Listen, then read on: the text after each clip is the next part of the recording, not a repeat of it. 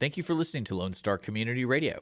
This program was broadcasted and recorded live from the LSCR studios in downtown Conroe, Texas. Lone Star Community Radio is supported by listeners like you. Donate and sponsor today. For more information on getting involved with Lone Star Community Radio, contact us at lscrstudios@gmail.com or visit us online at www.irlonestar.com.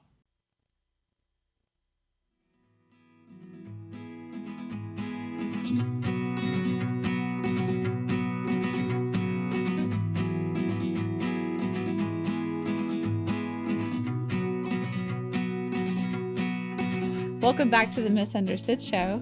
Today we have John Garrett.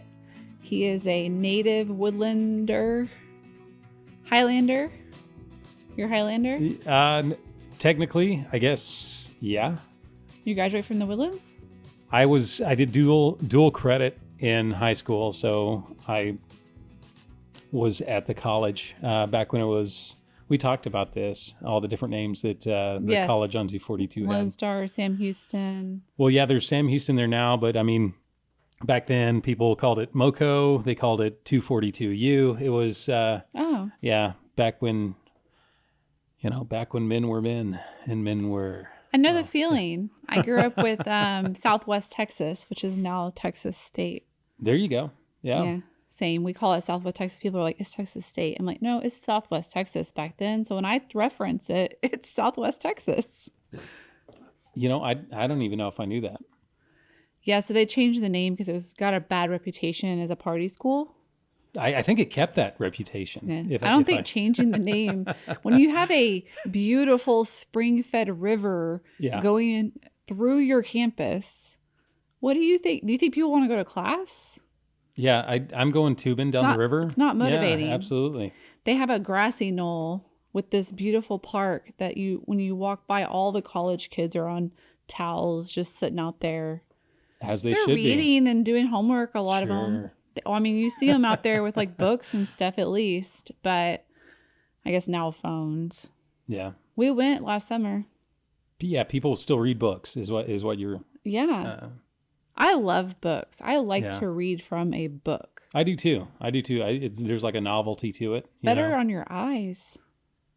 Yeah. Most definitely. Yeah. The blue light pollution that comes through those suckers. I think it's causing me to lose my vision. Yeah. Your long distance. Well, holding it close to you.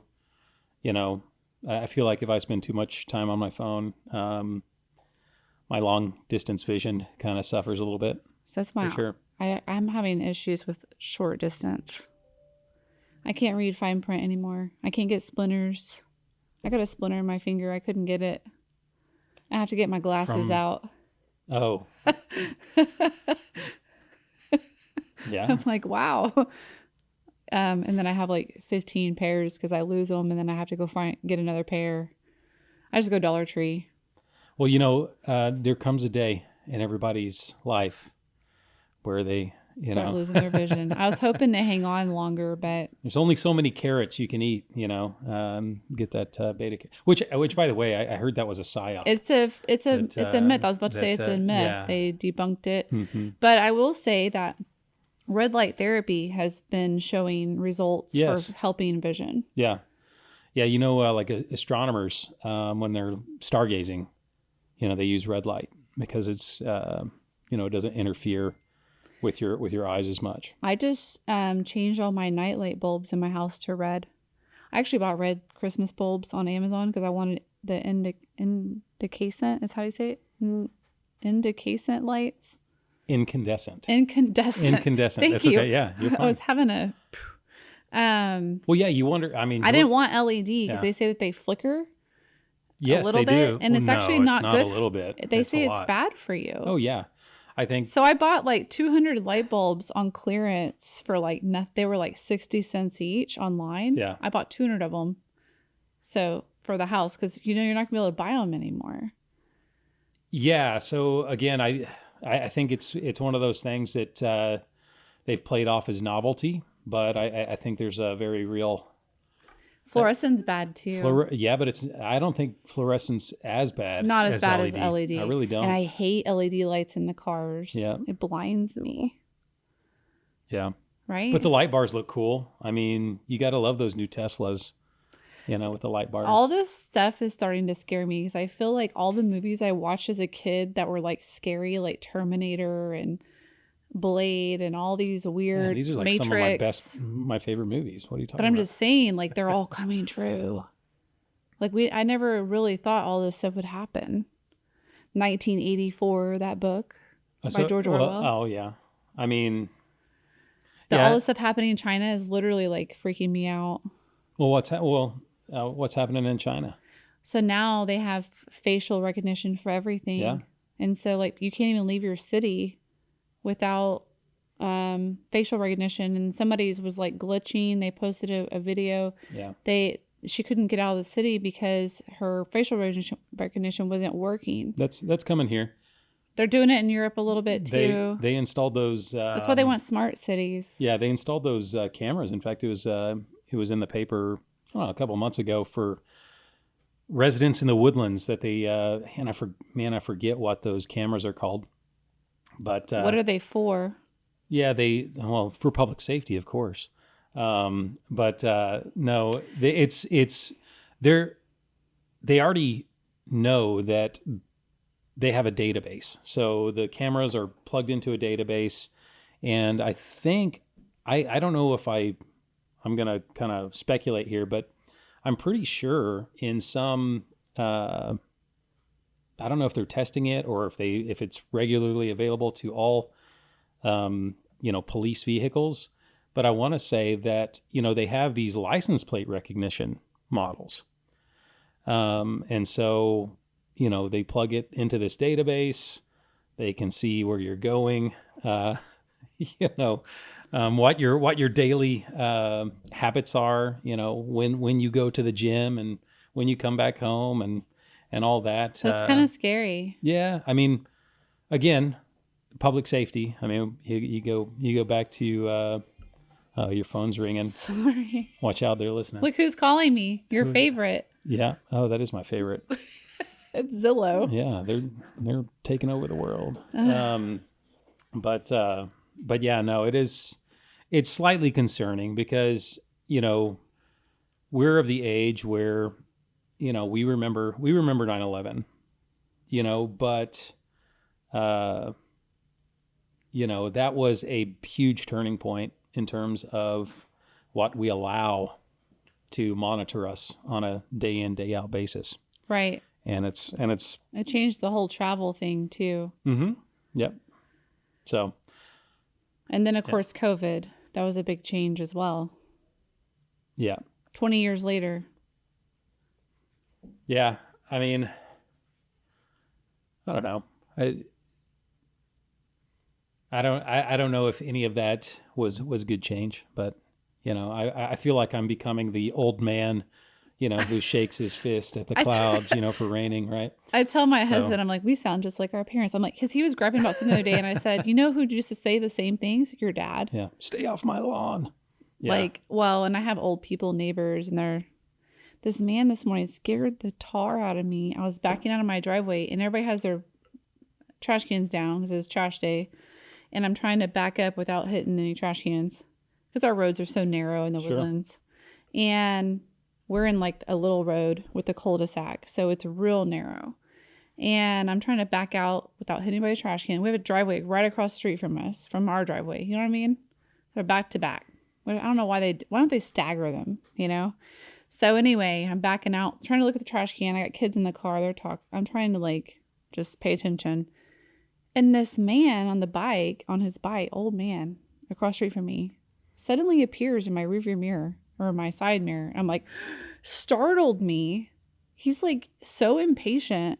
Can't wait for me to back up carefully to get by so he can go check his mail. He scared me. Then I bumped his trash can. And then he's like, oh, and you can see him. He's all mad. I'm like, it barely touched your trash can with the hitch on my truck. And he's like, these people. And then this other lady, she's like, you can't park on the street. I'm like, actually, we can. She's like, you need to park in your driveway. One of my favorite movie quotes of all time, Jim Carrey in Dumb and Dumber. Old people, though slow and dangerous behind the wheel, can still serve a purpose. That's hilarious. You've seen that movie a bunch, huh? Hey, I was a huge Jim Carrey fan Yeah, growing me up. too. I mean, who wasn't? Who wasn't? I love him in The Grinch. The Grinch. The Grinch wasn't one of my favorites of his. Really? Obviously it's now almost considered a classic. I just think he did such know? a good job. Yeah. Yeah, you see that interview of him where it's like, I guess a little girl didn't know who he was, and the mother was like, "Oh, this is the guy who plays the Grinch. That movie that you love," and he contorts his face in such a way, and she goes, "Oh wow, I thought that was makeup." It's like you could twist his face. He's a very talented person. Oh, 100%. And he's brilliantly smart. Yeah. I don't think people know that unless you follow him or something, but he is very smart. So crazy genius. So tell us about you grew up in the Woodlands. Yep. Born and raised. And you have some family in real estate. Yep. Your stepdad. Yep. Who I know. Yep. How is he doing, by the way? He's doing better. Good. He's doing better. Apparently he got his appetite back. That's good. Yeah. That's a good sign. For those listening, he went to the hospital, ICU. He was diagnosed with the flu, and then the flu got worse, got pneumonia. He's diabetic, didn't eat, all that stuff, complicated things. I had no idea he was diabetic. Yeah. He doesn't look diabetic. Yeah, yeah. Is he type 1? Isn't it type 2? Type 1 you're born with. Type 2 is usually... Type 2, it's type 2 is what Interesting, because he's not overweight or anything. No, I think, I don't, Interesting. Yeah, I kind of quasi feel uncomfortable, talking, about dietary habits of families and friends. So, but nevertheless, type 2, and just further complications. That's ended scary. up in the ICU. He saw his GP when he got out, and apparently none of us knew that how serious it was. So we're so happy and thankful that he's on the mend, and Me too. And he's still working. I mean, gosh. What? Oh well, no. Oh, well, sure. I mean, this guy is going to work until he dies. Yeah, until there's nothing left in him. Which, I mean, he's a hustler, man. Totally commendable. I'd like to think that I rest at some point, but I don't know if I'll be able to. But yeah, I mean, I think he enjoys it. I don't think he's not doing it because he has to. He's doing it because he likes it and he wants to. So. That's a great place to be. You can tell he has a love of the game. Sure. Yeah. The real estate game. Absolutely. And I mean, so I will give everybody his name. His name's Lewis Walker. He does commercial development here in Montgomery County. And he's a hat guy. Yeah, he wears hats, just like you. Mm-hmm. I don't know. He has cool ones too. He has a lot of them. He has shoes like most people. I mean, he has hats like most people collect shoes, I would say. So, no, he, his family, my mom's family, been in Texas for a long time, but, he's been in business in real estate for, over 40 years. And That's a long time. Yeah, I mean, if you've been doing anything for 40 years, I would assume you kind of know what you're doing, Yeah. So you know something, right? Yeah. So that's a pretty good. So is he kind of a mentor for you? Yeah. I mean, well, of course. I think anybody who would take the time. Hopefully, I had a mentor once say that that everyone is infallible, but there's something that we can take from each individual that we can learn. So it doesn't matter. So not to downplay. Obviously, he's been a father figure in my life since I was 2 years old. Oh, wow. Yeah. So it's not like this was like a, I mean, he was my mom's husband since I was 2, and he's a good stepdad. Yeah, I would say so. Absolutely. He's nice to you. Yeah, absolutely. Cool. Yeah. Yeah. I think, I had a really good stepdad growing up as well. That's good. Step parents, God bless them, I mean, God bless them. I couldn't imagine, It's hard enough to be nice to your own children sometimes. Right. It's funny because I feel like I get more irritated with my own children than I do my stepkids. Okay, fair enough. I think it's because,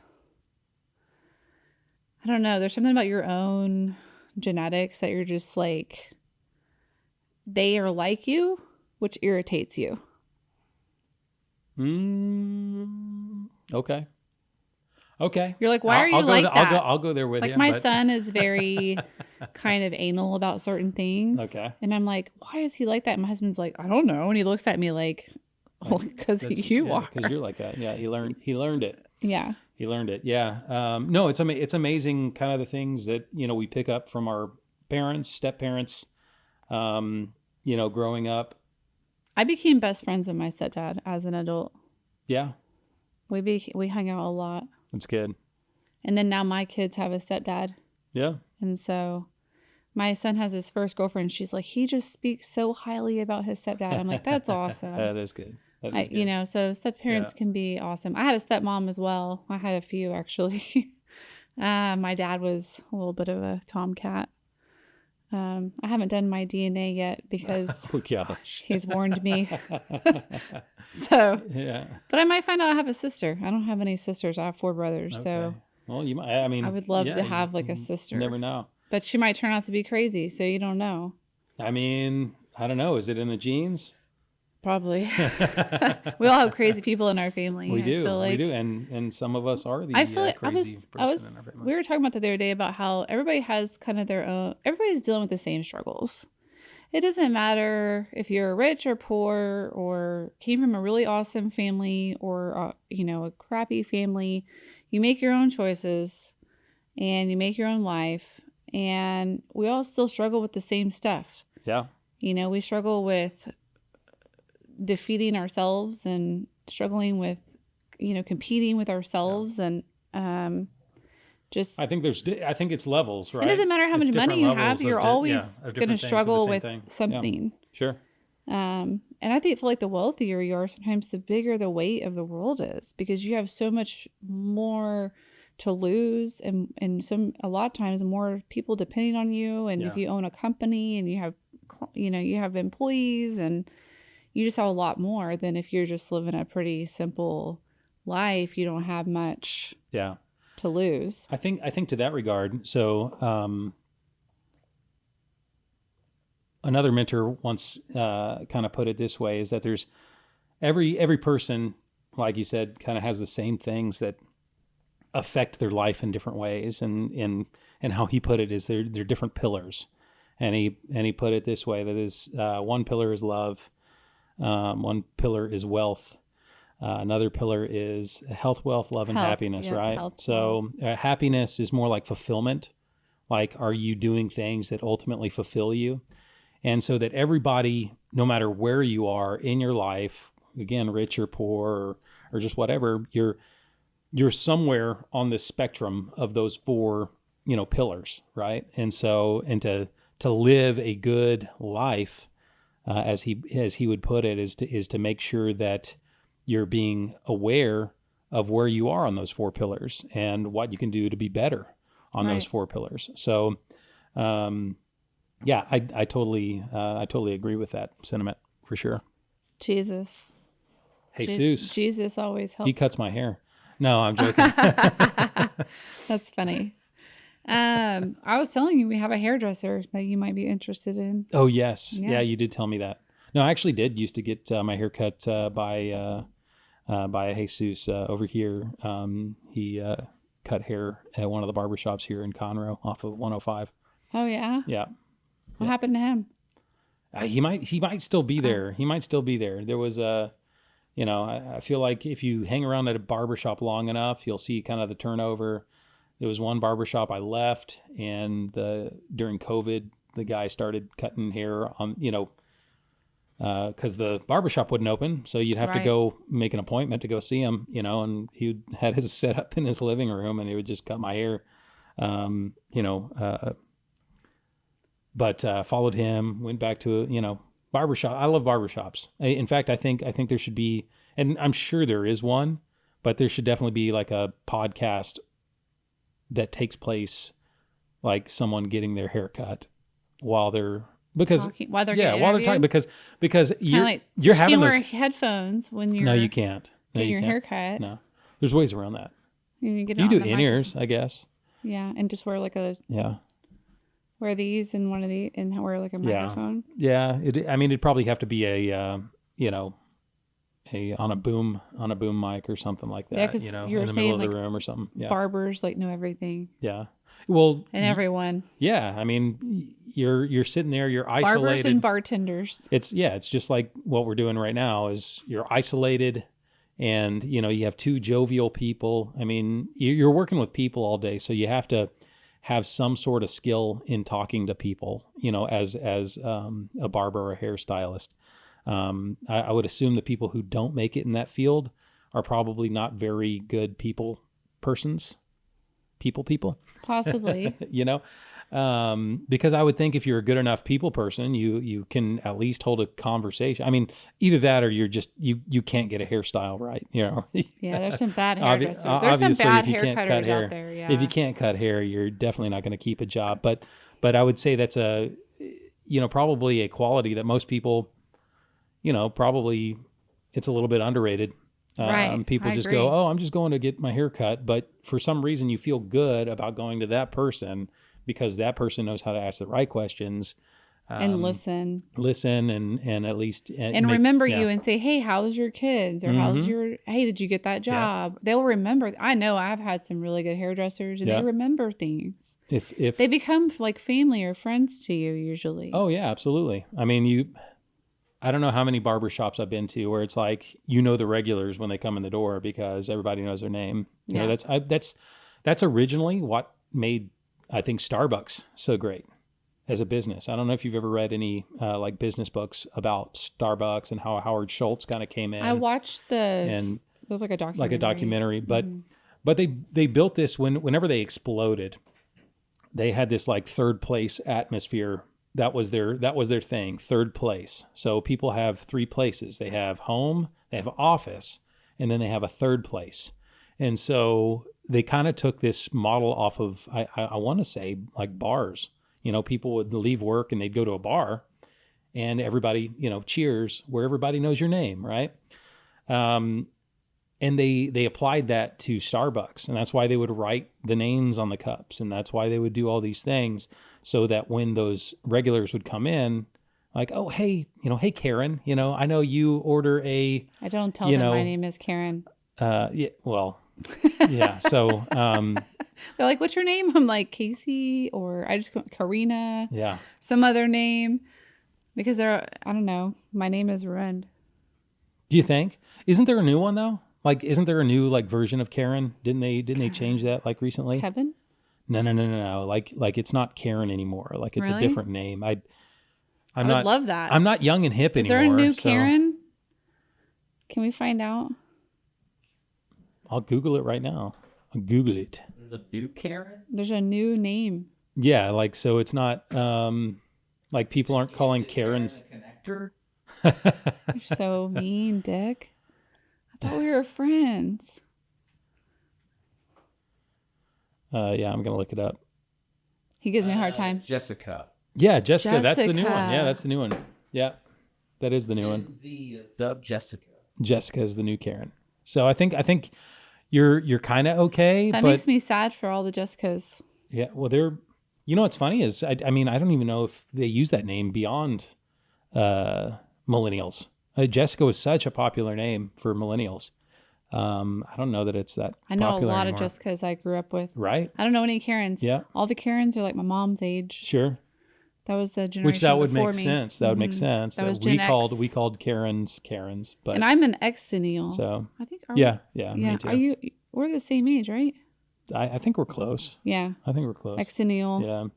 Yeah. We're kind of end of in Generation between. X. Yeah, we're in beginning of between. millennial.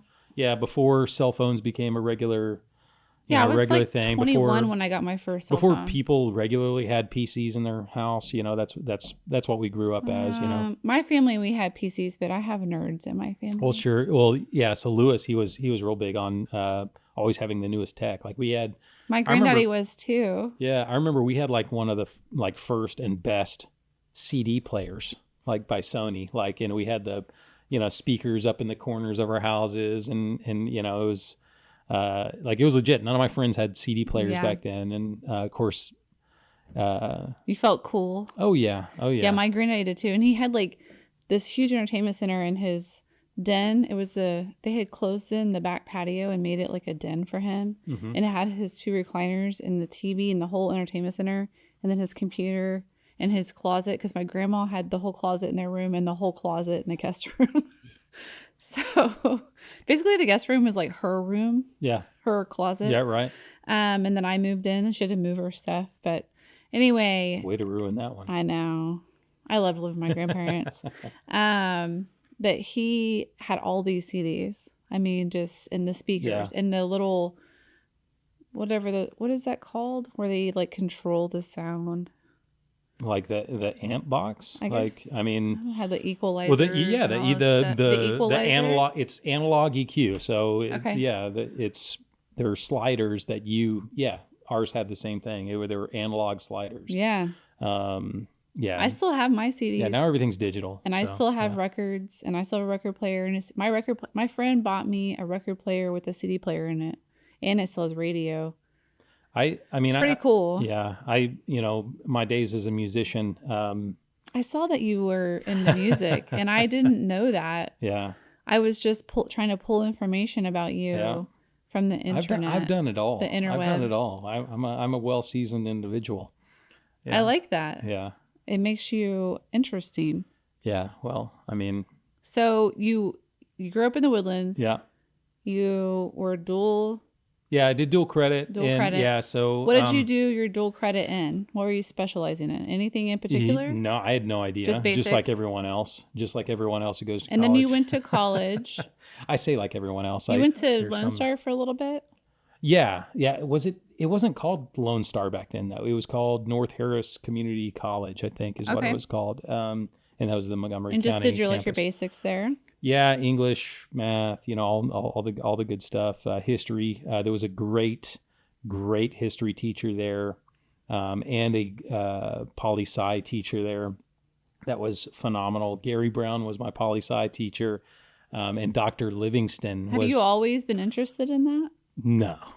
Oh my gosh, I was like the least interested in politics. And now you're a politician. I failed my poli-sci class like 3 times. That's the reason did? Yes. I for whatever reason I just didn't like. I could care less at the time, and which is really sad to be fair. I mean, you're a kid. Well, yes, but I mean, it's so weird how like back then I feel like blind patriotism was sold to us, where like nowadays, there's like people have reasons why, they're patriotic, it's like, but I feel like just back then it was like, oh yeah, we're the best. We're USA. We're USA. That's right. Yeah. We have the dream team. We have Larry Bird on our basketball team. Who do you have? Yeah, just blind patriotism. And it was, that and, Christian nationalism and all that, just stuff that's baked into the pie of, almost American pie. Yeah. I mean, very much so. It's just kind of baked in there.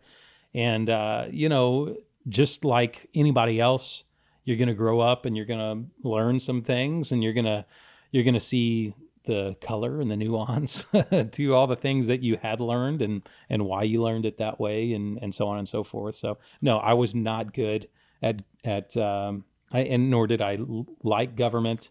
The only sort of politics I was ever involved in by that age was whenever I tried to be in theater. You always had the director's favorites. You were in theater, huh? Oh yeah, still am. Stage freak. Yeah. Theater. I don't see that. Really? I don't. I mean, that's how good I am. Interesting. I would have never guessed that. The musician thing. Yeah. You seem like they go hand in artist. hand. You're a little bit of an artist. They go hand in hand. I mean, to be fair, I was acting in theater before I was music. And what did you play in music?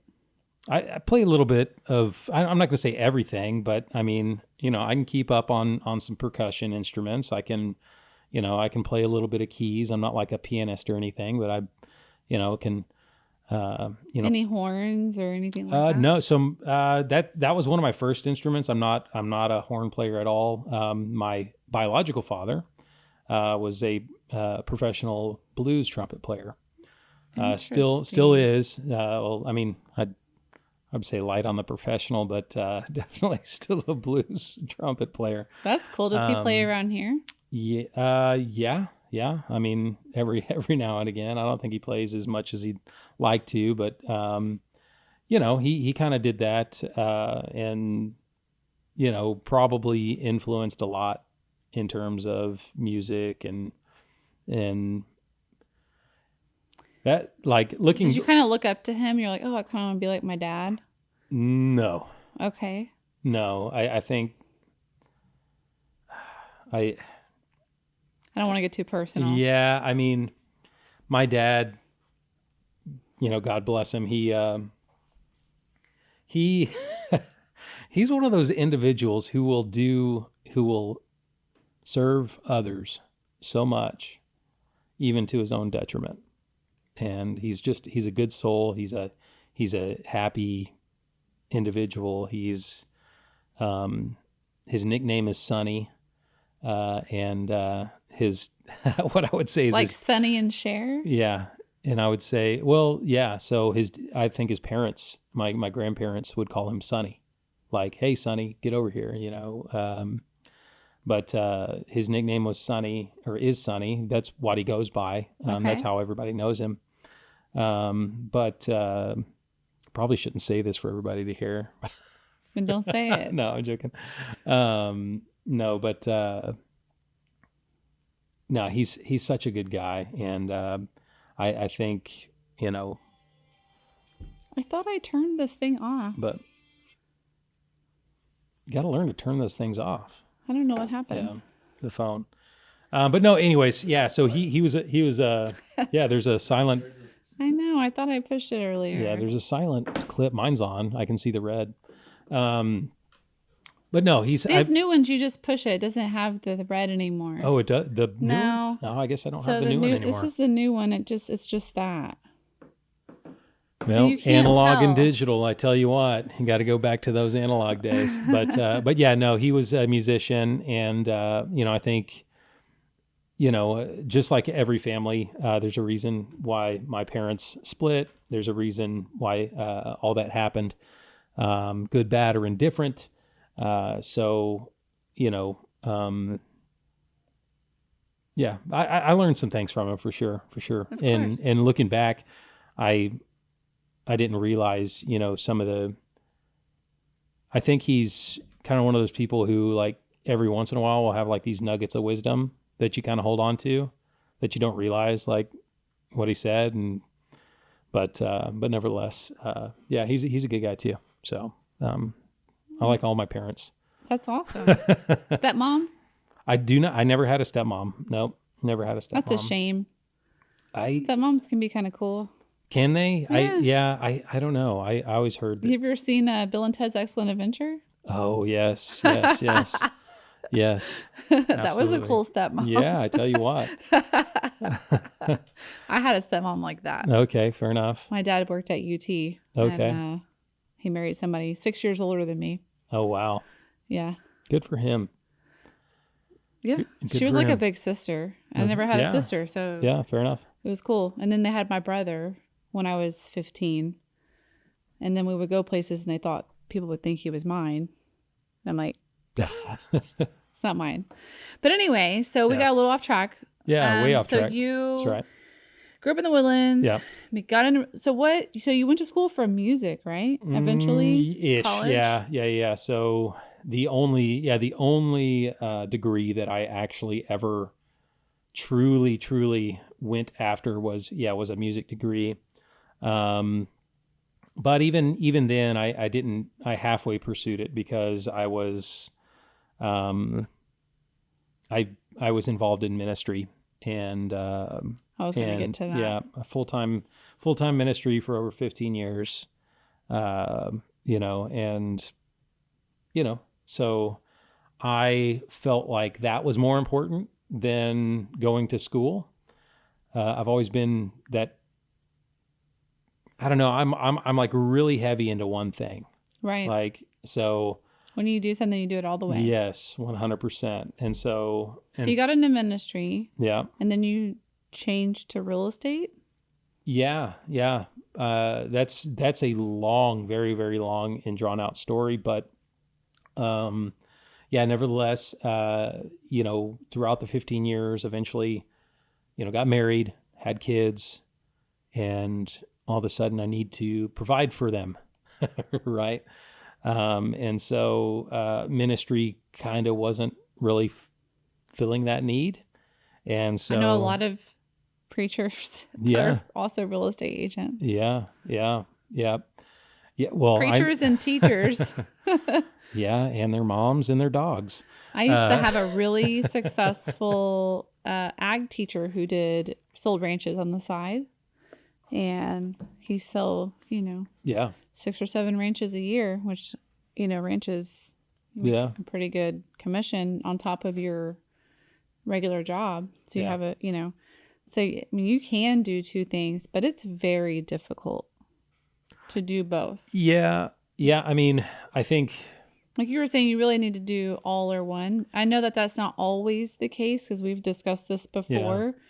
But I think if you really want to be good at something and be the best you can be for your client, especially in real estate, sure, you have to dedicate yourself. And not everybody can just jump into real estate and not have money. Yeah. Well, I mean, I think, look at it this way. So you got into real estate for money, but you don't make money when you get into real estate. Well, I think that's a big misunderstanding. Well, you can though. It takes a little bit of time. Yeah. You gotta get licensed. Yeah. You got to build up your business. Yeah. You got to get your name out there. Mm-hmm. How'd you do your first year? I mean, probably typical for most. 2-3 deals. Yeah, I think, and leases, and then, doing that enough times in a row and building off that clientele and eventually getting to a point where you can, build enough capital to start, doing some meaningful marketing and getting involved in the community and things like that. So, did you have help from Lewis? Emotional support, yes, absolutely. I didn't know if he helped you, like mentored you or helped you learn the business. Oh, well, sure. I mean, did you ever work with him? So here's one of the things that I think is undervalued in the real estate industry is the broker agent responsibility. And some agents don't have this, but a good broker is worth their salt in terms of, you have those agents who don't do a lot of deals and don't do these things. And so they don't know. And so they're not able to service clients or anybody at that point, whether they're a client or not. And so, a good broker that's what they're supposed to be there for. Or a mentor. Well, Lewis was both. I had a mentor when I got into real estate. Yeah. She was amazing. Yeah. She also has a broker license, but she wasn't my broker of record. Sure, but a broker, so the way that it's designed is that's what the broker's supposed to do, is to protect the consumer from the real estate agents not knowing what the like I said, she had a broker license. So she just wasn't the broker of record for the real estate. Yeah. And that's fine. And that's a lot of real estate companies kind of operate like that. But what I would say, because if you get so big, you can't mentor everybody. Sure. Again, which would kind of draw into question why you're a broker to begin with, right? Is because you want to get rich. Oh, okay. You don't want to service the people, do you? Anyways, I won't stand on that soapbox for too long. I was gonna say but because I do want to talk about your election. And the new builds. Yeah, for sure. So, but the agency, the broker to agent relationship, that's how it's supposed to be. It's supposed to be there for the protection of the consumers. What you have now is Texas was really lax, or at least Texas Real Estate Commission was really lax on how they allow people to be brokers. You have your license for 4 years. You have X amount of experience points. Not much, by the way. This was what it was before now. before this year they changed it. But and then that on top of credit hours. But if you had a bachelor's degree, you're fast tracked. But guess what? That bachelor's degree could be in anything. It could be in, God knows what. It could be in art, Music. or music, or, it could be in anything. And you'd be fast tracked to get your broker's license. Well, how does that service the public? It doesn't. It doesn't, because those people now don't have to have, the experience hours that so like they don't teach you anything in school you need to know about being a real estate agent. Oh yeah. Real estate school is all the contracts. So, I mean, here's the thing. Laws, contracts are super hyper important. Like, of course. I mean, that's one of the things. They don't teach you how to actually do the work and serve the people. And they don't teach you, when you live there, you barely know how to do a CMA. Yeah. No, they don't teach you how to do any of that. They don't teach you anything about the business. Right. They teach you about the contracts, and that's good. It's all the legal stuff. And that's great. And I like that. I'm glad they do that. But our teacher just told us all the answers that were going to be on the test, so we didn't learn anything anyway. Yeah. Well, so there's that issue too. So, I mean, And now they have Aceable Agent. Yeah. Literally, people are just chat GPTing their way through it on their on Aceable Agent. And by the way, these are the people that are out there selling your homes and helping buy other people buy homes. And buying a home, there's so much risk, because if you buy the wrong property in the wrong location, or there's issues, or whatever, if they're not looking out for your best interest, you buy this house and you want to run a daycare and they didn't tell you can't do that. Yeah. Or whatever the issue is, then you can't get out of it, because it takes you a while before you can sell your house, because you don't have any equity when you buy a home normally, especially if you're a first-time home buyer, which I have seen recently. I heard a story of a lady who was trying to run a business out of her house, bought this house, had no idea, and she got in trouble, and she had to shut her business down. She's like, and now she can't get out of her house. Yeah. And now she has no way to make a living. Yeah. And because the realtor literally just didn't even do their due diligence they're just to there find to out. collect a paycheck. Now, I would say in those situations, as a consumer, just a disclaimer, you can call your title company and ask your title company, can I do this? And a good title company like us will go above and beyond and tell you if you can or cannot do that. Well, there's a lot of resources out there for consumers. But again, using your read your own using HOA your docs. Using your sister who's never sold a house, or people don't use their own family. We talked about this. No, they do. A lot of times they don't, though, because I feel like people don't want their friends or family to know their financial situation, or they don't want to ruin their relationship because it's very emotional. And so I tell people, don't get upset when they don't use you. Don't take it personal. Yeah. Just ask them for reference. Ask them for a referral, Yeah. Ask 100%. for referrals instead. Yeah, 100%. Yeah, but it's kind of like a therapist. You don't want to go to a therapist in your own family. Yeah. Yes. Well, to be fair, therapists. But to be fair, I think, I know we were going to eventually get to this, but that's why consumers, they don't want to mess with any of it. And so that's why they hire somebody. No, they go straight to the builder. Oh, we're going down that road. Yeah. They're avoiding all of it, right? They're avoiding, which, I'm quasi biased, but, I've seen scenarios that a person would, have to be insane to want to do that. I've seen clients who buy a house in a neighborhood.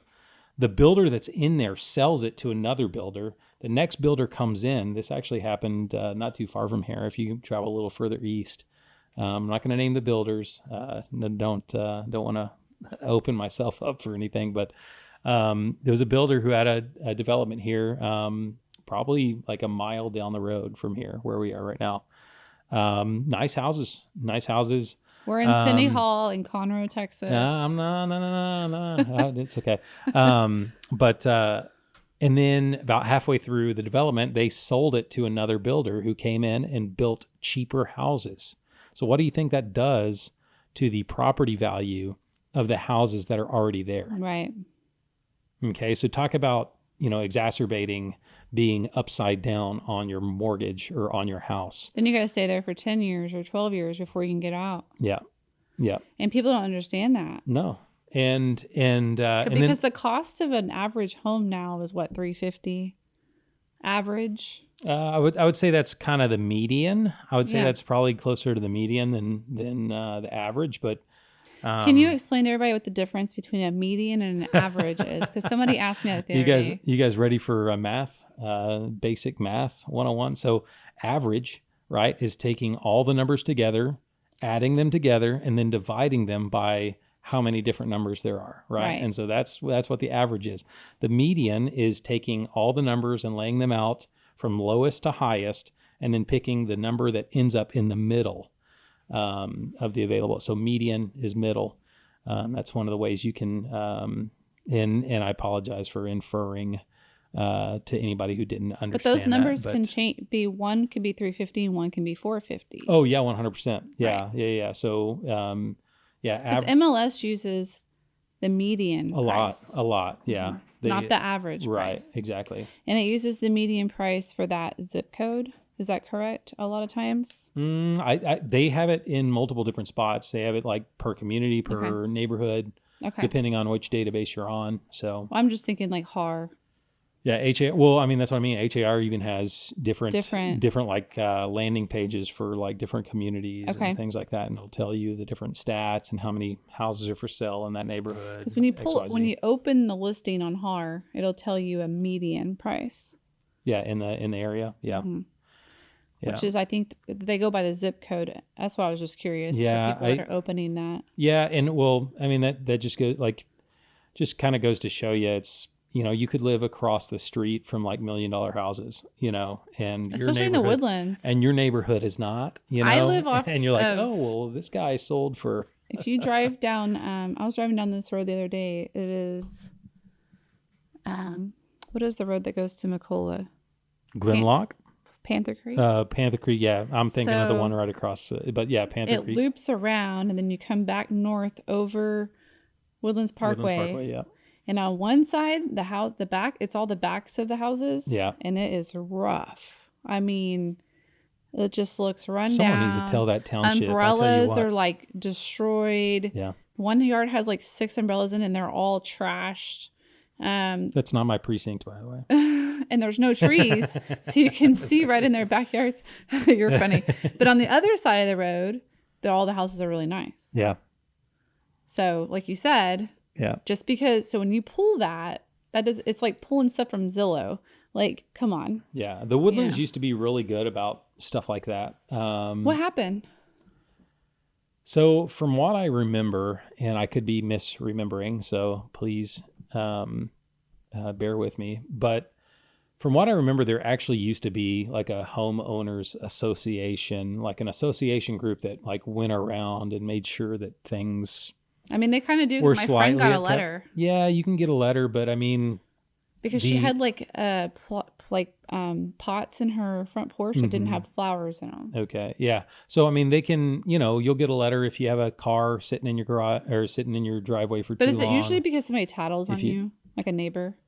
Sometimes it's a neighbor. Sometimes there's one thing Lewis would always say is that there's always a sheriff in your neighborhood. And Karen? Yeah, and you got to know. Or a Jessica now? Yeah, and you got to know who that is, right? So there's always a sheriff, looking out for everyone's best interest. And by the way, I may be a Karen, but I don't do that. I mind my own business unless you're just causing serious problems. So let me tell you this. In real estate, that is a problem, okay? Because we're talking about, property values, right? Right.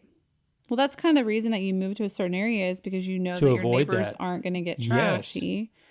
But then you get the uneducated people who watch a TikTok and say, oh, well, I don't want to be in an HOA. I don't want to be in a township. I don't want to be in blah, blah, blah, blah, blah. And it's like, well, hang on a second. Like, I mean, I've seen some of these videos and I don't know if they're staged. I grew up in Canada, like we don't have HOAs.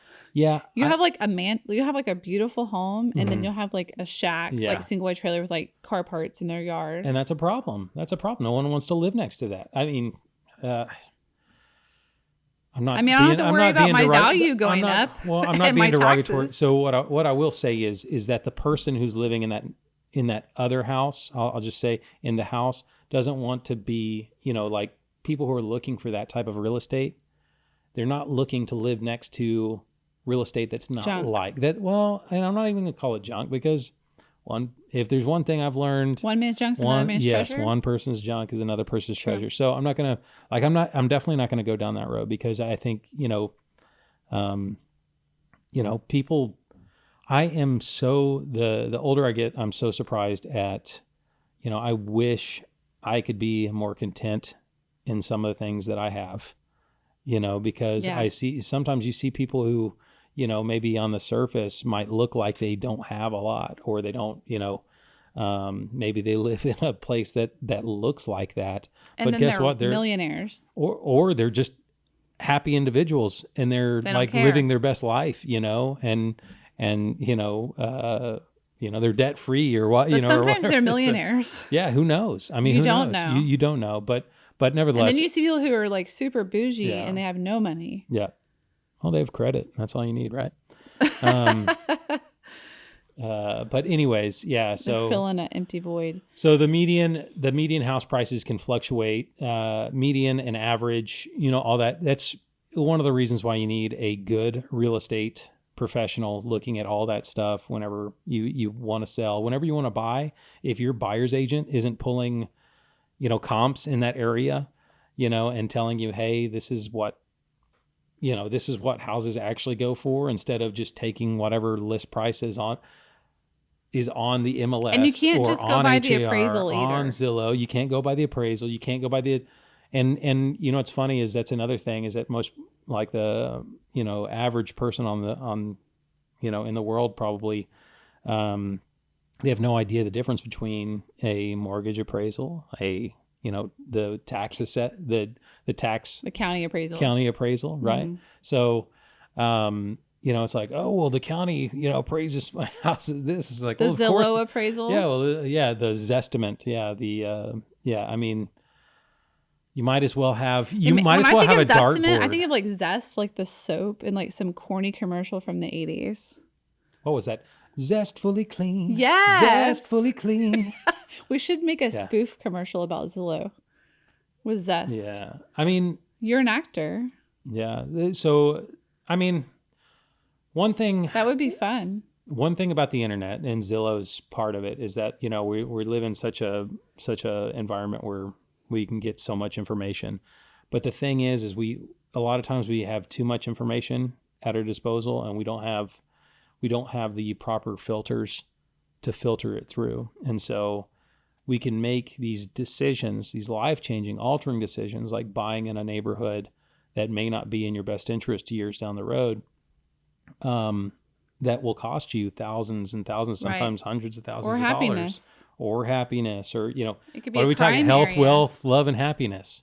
There's a neighbor. You didn't know that they're building a quarry down the street, and your house is full of dust all the time, and there's always noise. There's builders who build, and they say, "Hey, no back neighbor," and then 5 years down the road, someone else will come buy the land behind there, and guess what? You'll have a back neighbor. Yeah, unless it's already been set by the neighborhood. Yeah. This is going to be a green place, but you just never know. And a good realtor is involved in the community and knows what the future plans could possibly be. We almost bought a house in Foster's Ridge. Everybody kept telling me, "Go look in Foster's Ridge. Go." And we went we went back there several times. Yeah. So many different times we went back there and almost bought a house. Yeah. And then finally, because we saw the city had decided not to finish that road, and so we were like, well, we'll just deal with it. And then, of course, I read the paper, that community paper that comes, and I saw in there that the county had picked it up and that they've already started on it. And I was like, that was in January this year, that we were looking again. Yeah. And that month, that paper came out because realtors were telling me to buy a house in there. Yeah. I'm like, why would you do that to me? Thank goodness I saw that article and didn't, because now they're tearing that road up and you can't get in and out, and there's dump trucks and noise. And now I will tell you about that neighborhood. The good thing is the house prices are real low. So if you have somebody who's just desperate and needs to buy a house, even rental zone to the Woodlands, zone to the Woodlands schools, and hey, the rent is go. dirt cheap. Yeah. I mean, for the Woodlands, you're not going to get it cheaper in a nice house. Yeah. And has great community. All pools new, and parks. It's and, new compared to the Woodlands, Yeah. but there's zero crime in there. So I pulled all these crime maps. There's like 8 different crime maps of like 8 different types of crime, whether it was violent crime, theft, arson, which there's all this arson here. Yeah. Murders in the Woodlands. I'm like, what? Cartel Woods. But there's no crime in there. None. Yeah. Zero. It has the least crime I saw in all of Montgomery County, which I thought, that's incredible. They're like in a bubble. So if that's important to you and you're willing to put up with the traffic issue, or maybe you work from home or you don't care, then that would be fine. Yeah. But again, you got to have an agent who does their due diligence, who is looking out for your best interest. And I think probably the big thing for most people is you got to have those conversations with your agent. Because if they don't 100% know what's important to you, then how could they ever help you? But if they're not asking the right questions, as the agent. Yeah. So sure. I mean, like what's important to you? Sure. You can. What do you want to do with this home? What's your long-term goals of this home? Is this going to bother you? Sure. You would say that one thing that I will say that I've learned in business is that you can't have diarrhea of the mouth and expect people to want to work with you, right? Because I love facts and I love learning new things and I love being the one. Oh, you didn't know this? Let me tell you. I love being that and being that source for my clients. But half the time, if you told everybody what was wrong with an area, no one would buy any houses. True. But there is, I think for the most part though, what I would tell everyone is have those conversations. What is important? If you're an agent and you're not having at least the very basic, hey, what is important to you? If you're not having that conversation, then you probably should start having that conversation. If you've had a real estate transaction that you don't like, that you didn't, that something weird happened or whatever, more than likely it came down to communication. Everything's about communication. Right. It's like if, one of the things is like, oh, well, I've heard people say, well, my agent didn't tell me that. My title company didn't tell me that. My, fill in the blank. My lender didn't tell me that. My so on and so forth. I've had it in. Sometimes they did tell them and they just forgot. Well, but that's just it. They're consuming so much information at a high rate. That's what I mean is that you can't just, give them too much information. Give them too much information. You're saying area of the mouth. I mean, you can, just, and well, I told you so. And it's like, well, yeah, but okay, you told me, but I didn't know that was important, kind of thing. It's like you telling me 800 other things, Yeah. So it's like, there's never going to be, and it doesn't matter who you are, what industry you're in, there's not going to be one person that's going to be able to tell you 100% of everything. Something's more than likely going to slip through the gaps, whether that's from your agent, whether that's from your lender, whether that's from your title company, whether that's from the builder, unless you have, and I've had clients who come in with a written list. It's like, hey, they've actually thought about this. They've talked about this. These are the things that are hyper important to them. Sometimes that list changes 5 times during the transaction. It does. And they figure out that, well, to get the house, maybe this wasn't as important as I thought it was. Exactly. This is actually more important. Yes, exactly. And so hopefully you're having those conversations with your agent. I agree. I always bring it back to our first conversations. Like, well, you told me this, is this still important to you? Right. Is that, so that people aren't just, kind of getting caught up in their emotions. We have 5 minutes left and there's 2 things I really want to cover. That was really quick. It goes so fast. Oh gosh. I know. I got 2-hour parking out there, right? So yeah, you're good. I've been here for a while and I have never been busted. So There you go. it's Friday afternoon. They're ready to go home, Fair unless enough. the jury's coming out. But anyway, so tell me why people should use you. What makes you stand out when it comes to buying new construction? Okay, just new construction. Okay, so we'll make it hyper narrow. That's there. really Yeah. important. New construction. So we're in a growth spot in Montgomery County. Most consumers, like I said, are bypassing the agent, bypassing their people they know who are agents, and just going straight to the builder. Their lender, yeah, even their inspector sometimes. yeah. So some people think that just having an inspector, is enough for them to go through with a new construction. Let me tell you this: the prices that the builders advertise aren't always. There's one particular builder, a corporate builder, a very well-known builder, who lists the homes online at their lowest price, which is what they consider their cash price, which still isn't their lowest price, by the way.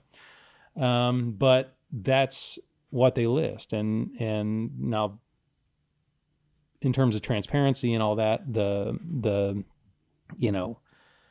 regulations that go in with that, I'm not too happy about it. But nevertheless, the way they market is in such a way that it's dishonest.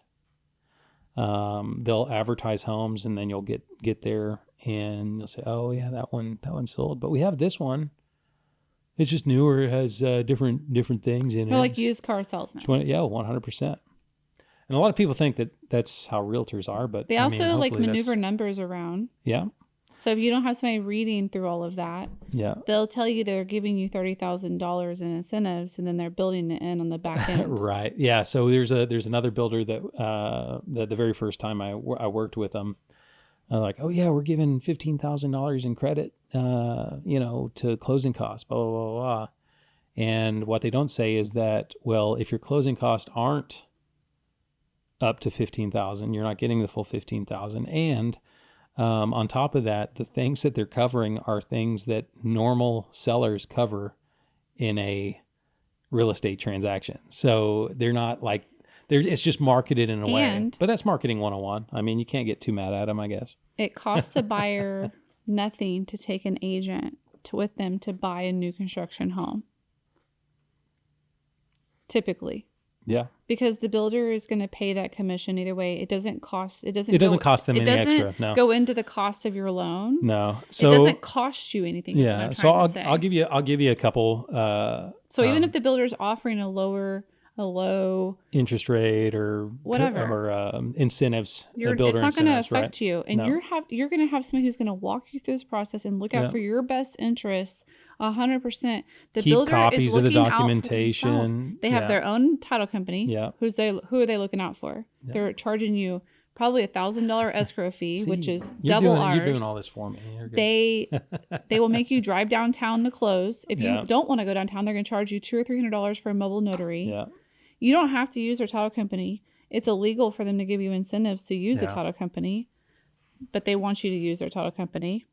But it's not in your best interest. Yeah. So we had a client here in Conroe. They wanted new construction in Conroe. They knew the exact neighborhood they wanted to be in, and but everything in there is too expensive. And I said, well, let's go over, take a look. And of course, she found the house that she absolutely loved. And it's like, I have to have this.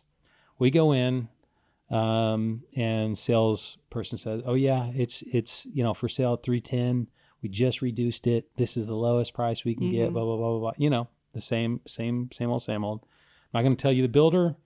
I can give you my number and you can call me. But it's on the description. Yeah, there you go. But she said, she pulled me aside. She's like, "I really want this house. But I just don't have that. I don't want to spend that much money." And I said, "Okay, well, tell me what you do want to spend." And so I said, "Okay, well, let me talk." I said, "You go get in your car, and I'll call you back in 15 minutes." After I talk to him. So 310 got it down to 250. So that's $60,000 on a on. And she still got all the other stuff they were offering. Yep. And a low interest rate, all that good stuff. That's just one. There's another one. And she would never have been able to negotiate No. that because she wouldn't know how. She wouldn't know, and because you probably comped other homes. And how did you get them? Industry secret. Call John Garrett. It's called skills. It's called skills, and your realtor must have them. It's negotiating skills. But there's other builders. It's also being knowledgeable in the market. It's these other builders. You got to know them. You got to know how to talk to them. You got to know. I mean, there's all these different things. Don't be a jerk. Yeah, you got to.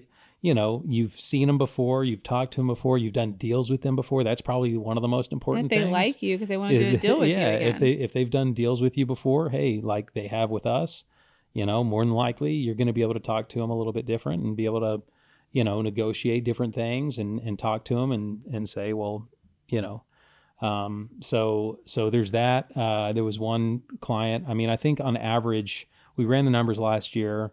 The average home buyer last year saved over $20,000 with us on those home buying transactions. Wow. Okay, so we had $60,000. We had one that we found an off-market home for, saved $50,000 for them.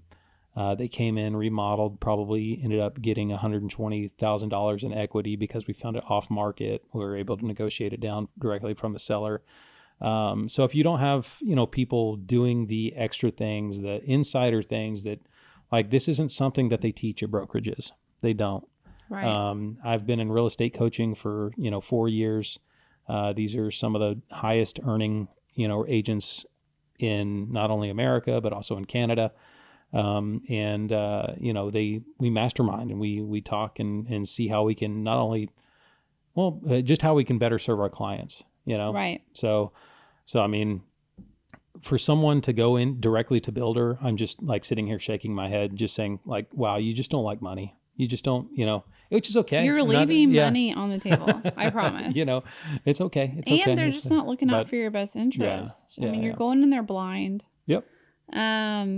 So you really have a servant's heart. So you served in ministry, you served clients in real estate, and now you have recently been elected as the 56th precinct of the Woodlands, correct? Yeah, Montgomery County. Yeah, precinct 56. Which area is that? That is, so we have Harper's Landing, Harper's Preserve, and Forest. Champions Forest? No, that's Champions Forest way down south. But they cut the precincts really, really small, right. And so which for good reason. What made you run for that? I was asked. I mean, you just couldn't say no. I guess I have a. They're I like, have this a guy's a saying sucker. No. He'll do it. Yeah, 100%. That's a lot of responsibility. Same way I got on this show today. I don't know. That is true. But very last minute too, because Jody you had to reschedule. I wish you got to listen to Jody's show when she goes on. She's brilliant. But fair enough. Thank you so much for coming at the very last second. I think I texted you at like 10 last night or 9:30 or something. It was it was late. It was, and I'm usually asleep by then. Yeah, but I needed to try to figure something out, and I was like, ooh, I was going to put my phone up at like 9, and Jody texted me, and I was like, oh no. So I was like, I know this is a lot, like a little really late, but I don't normally text people that late because I'm usually asleep by 9:30. Yeah. But thank you so much for coming on at the very last second. I know you're a very busy man. What is this? So what does this mean for you being the elected official for your, is that your precinct? That that's my precinct. You live in that area? You have to live in your precinct. Right. So you are going to be basically the concierge for the community / the politicians / we have a community executive committee, and then we have the senatorial committee. And so what we do is we take basically things that the community feels is important and kind of just push them in an upward motion. We're very, very top of the funnel. And your job specifically is basically communicating between what the public wants, communicating that to the senatorial committee. Yeah. correct. Yeah. Which is that senatorial committee is basically like school boards, judges, things like that. Yeah. So we had, I wish people were more involved, in the community and in some of these things that the, even the precinct chairs, because the conventions that we had, they were held, of course it depends on what precinct you live in and where that convention was held. But ours was held like 3 days after the election. And I wish I could go back in time and tell more people to, hey, step up, let your voice be heard. I mean, you can always email your senator and email your House rep and, email, blah, blah, blah, blah, blah. But I think the more, what is it? The squeaky wheel gets the grease, right? So, I mean, the more that our leaders are hearing what needs to improve and how we need to, do things better, the better. So that's kind of more or less what I feel if I could, summarize what my job duties are is to help further that along. Yeah. So you're going to grease the squeaky wheel. I'm not the grease, but I help the squeak be louder, if that makes sense. Right. So. And then you also help with getting why they're making these decisions out to the public. So you're kind of the in-between, the communication in between. Is that correct? So like, hey, well, we don't like what they're doing, blah, blah. Well, maybe you can come in and say, well, this is why they're doing it this way. Yeah. Because sometimes people don't see why they're doing it a certain way. They don't understand all the processes and all the things that go into things. Yeah. And so I think that you're a very good candidate, and I can see why they asked you, because you're extremely driven. You are a factual person. You're a servant. You have a servant's heart, clearly. And so I know you personally. You have an open mind, and you love a good debate. I do. Next time. You like the music? I do like the music. I can play this right now. I chose it. I like it.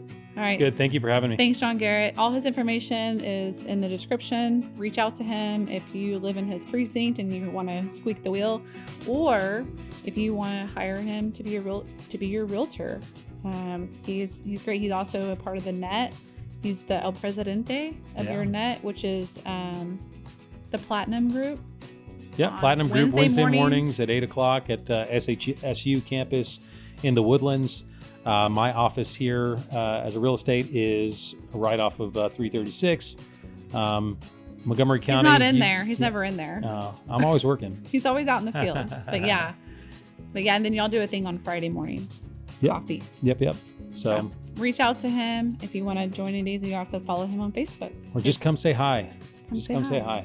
Come see his pretty face. All right, and his cool hair. That's right. All right. We'll talk to y'all soon. Thanks, John. Thank you.